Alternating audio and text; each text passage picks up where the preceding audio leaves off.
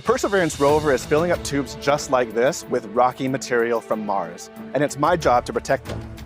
What kind of testing are we doing now to make sure that they survive their journey back to Earth? Let's take a look.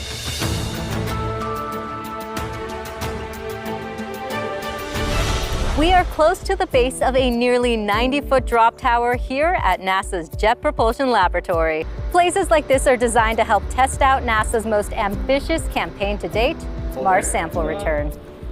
I'm Raquel Villanueva here with Aaron Yazzie. He's in charge of keeping the sample tubes safe on their journey home.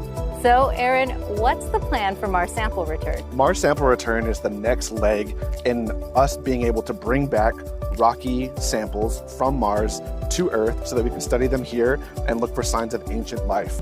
What kind of testing is being done here at JPL to prepare the sample tubes for their journey back to Earth? The sample tubes have already gone through a lot of testing to date, but we're going to continue testing to make sure that they can survive every leg of this mission. Some of them involved mimicking Mars's environment, practice robotic handling of the tubes, making sure that they can survive each of those steps, the launch environment, the landing environment.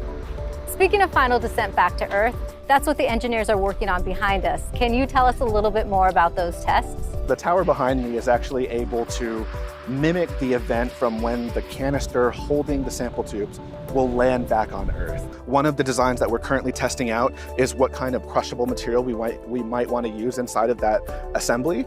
So this right here is actually a piece of titanium crushable that we're going to use with this mass simulator to see how best to cradle and protect these tubes when they land back on Earth. What is being done to ensure that this is a successful campaign? We are currently partnering with agencies across the US and around the world, the most predominant one being the European Space Agency. We're actually working on building 100 more test tubes that we can distribute to all these teams so they can do all their testing and ensure that everything will work like they designed it to. What are you most excited about when it comes to Mars sample return? I am really excited about all the information that these little rock samples hold inside them, and especially the exciting probability that we could find ancient life. For me personally, I come from an area in the US that looks like Mars. The Navajo Nation is a rocky desert landscape, and it really reminds me how similar rocky planets in our solar system can be. It's a very cool perspective to bring with you. Thank you for your time, Aaron. Thank you. And NASA is sending your name to Mars. So if you'd like to get a boarding pass like Aaron has right here, please follow the link below.